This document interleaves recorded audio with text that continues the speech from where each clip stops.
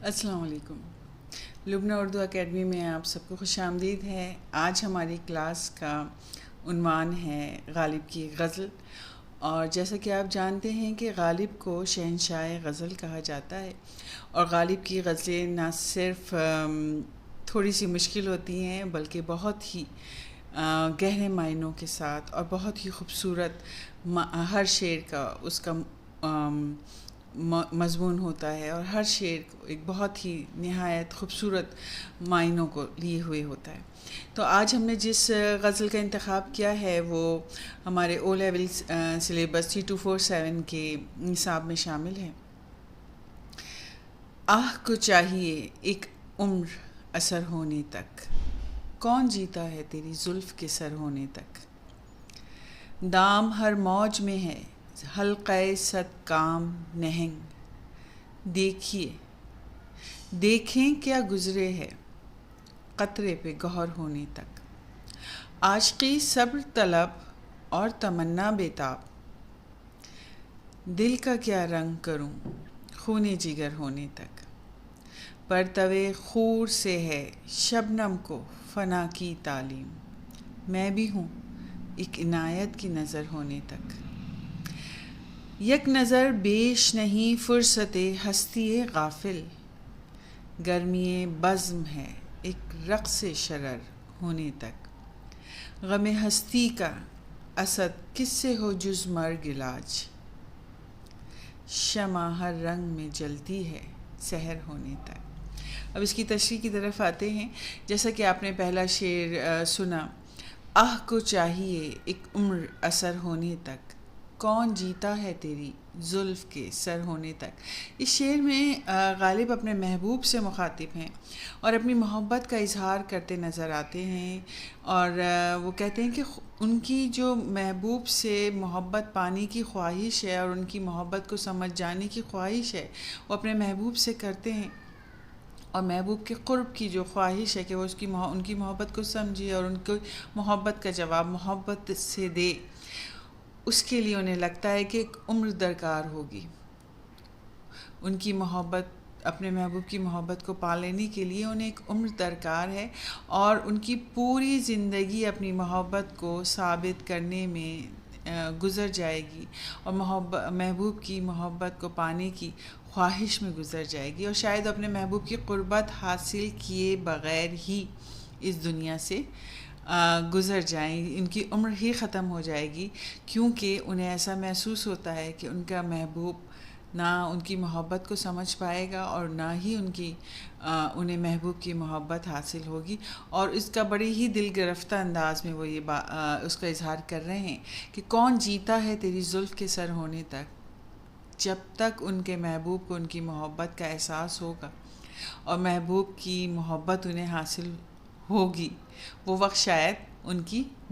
زندگی میں تو نہیں آئے گا، اور اگر وہ آ بھی جائے اور وہ وقت ایسا ہوگا کہ جب وہ اس غم میں محبوب کو پا لینے کی خواہش میں اس دنیا سے کوچ کر چکے ہوں گے، محبوب کی محبت کو حاصل پائے بغیر ہی، حاصل کیے بغیر ہی شاید وہ اس دنیا سے گزر جائیں گے۔ دام ہر موج میں ہے حلقہ صد کام نہنگ، دیکھیں کیا گزرے ہے قطرے پر گہر ہونے تک۔ یہ بہت ہی خوبصورت ان کا یہ شعر ہے۔ اگر آپ اس کو غور سے سمجھیں گے تو آپ کو اندازہ ہوگا کہ غالب نے کتنی ہی خوبصورتی سے اس میں زندگی کے فلسفے کو بیان کیا ہے، کیونکہ زندگی آسان نہیں۔ ہر وقت ہر لمحہ اپنے اندر کوئی نہ کوئی آزمائش، کوئی نہ کوئی امتحان لیے ہوئے ہوتا ہے۔ زندگی کا ہر دور، عمر کا ہر دور، زندگی کا ہر رنگ اپنے اندر کسی نہ کسی امتحان کو لیے ہوتا ہے۔ پریشانیاں اور امتحان اسی طرح گزرتے جاتے ہیں، اور ان امتحانوں سے، پریشانیوں سے گزرتے ہوئے اور ان پہ کامیابیاں پاتے ہوئے اور ان کا سامنا کرتے ہوئے ہی انسان کامیابی کی طرف روانہ ہوتا ہے۔ وہ کہتے ہیں نا کہ آزمائش کی کسوٹی پہ پرکھ کر ہی انسان کندن بنتا ہے۔ تو جتنی پریشانیاں، جتنے امتحان اور جتنی تکلیف سے انسان گزرتا ہے، تو وہ ہر امتحان، ہر پریشانی، اور ہر آزمائش اسے کوئی نہ کوئی شعور ضرور دیتی ہے، اور اسی طرح سے زندگی گزرتی ہے، اور انسان انہی آزمائشوں سے گزرتا ہوا شعور کی منزل تک پہنچتا ہے۔ جس طرح سے انہوں نے لکھا ہے کہ دیکھیں کیا گزرے ہے قطرے پر گوہر ہونے تک، ایک پانی کا قطرہ کو موتی میں تبدیل ہونے میں ایک وقت درکار ہوتا ہے، اور اس پہ جو جو مراحل گزرتے ہیں وہ کہہ رہے ہیں کہ اسی طرح انسان پہ جتنی آزمائشیں اور جتنے امتحان گزرتے ہیں وہی اس کو شعور عطا کرتے ہیں، وہی اس کو عشقی صبر طلب اور تمنا بیتاب، دل کا کیا رنگ کروں خون جگر ہونے تک۔ اس شعر میں شاعر اپنی محبت کا خلاصہ کر رہے ہیں، اور وہ کہہ رہے ہیں کہ ایک عاشق کے لیے عاشقی بڑے ہی صبر اور برداشت کا کام ہے، اور لیکن ایک عاشق کے لیے ان سب باتوں سے گزرنا اور اپنے محبوب کی بے رخی برداشت کرنا، محبوب کی سے جدائی، محبوب سے دوری برداشت کرنا کوئی آسان کام نہیں۔ اسی طرح سے وہ کہہ رہے ہیں کہ محبوب کے قرب کی جو آرزو ہے وہ انہیں ہر وقت بے چین کیے رہتی ہے، انہیں کسی طرح سے چین نہیں آتا، اور وہ کہہ رہے ہیں کہ کس طرح سے وہ اپنے دل کو سنبھالیں اور کس طرح سے وہ صبر اور اس صبر سے اور اس برداشت سے گزریں جو کسی طور سے بھی ان کے دل کو قرار نہیں آنے دیتا۔ وہ صبر اور برداشت کے وہ متحمل نہیں ہو سکتے، اور وہ چاہتے ہیں کہ وہ بے چینی جو محبوب کو پانے کی ہوتی ہے ایک عاشق کے دل میں، وہ انہیں کسی طرح سے بھی سکون نہیں لینے دیتی۔ چوتھا شعر ہے، ہم نے مانا کہ تغافل نہ کرو گے لیکن خاک ہو جائیں گے ہم تم کو خبر ہونے تک۔ اس شعر میں غالب اپنے محبوب سے ایک نہایت شگفتہ انداز میں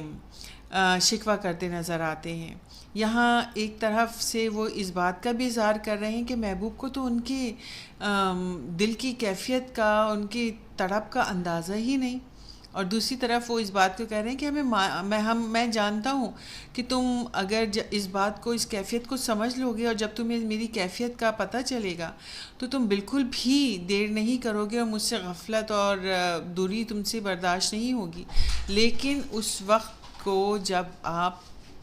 میری طرف کو، میری محبت کو سمجھیں گے، شاید اس وقت بہت دیر ہو چکی ہو، اور شاید وہ اس تکلیف سے گزرتے ہوئے اس دنیا میں بھی نہ رہیں، اور بلکہ اس غم کو اٹھاتے اٹھاتے انہیں اس دنیا سے ہی گزر جانا پڑے، اور وہ اس خواہش کو لے کے ہی اس غم کو برداشت کرتے کرتے اس دنیا سے چلے جائیں گے۔ لیکن اس بات کا بھی انہیں اس بات کی بھی امید ہے کہ جب ان کے محبوب کا احساس ہوگا، ان کی محبت کا، تو وہ ذرا دیر نہیں کرے گا اور وہ ان کے پاس چلا آئے گا، لیکن تب تک بہت دیر ہو چکی ہوگی۔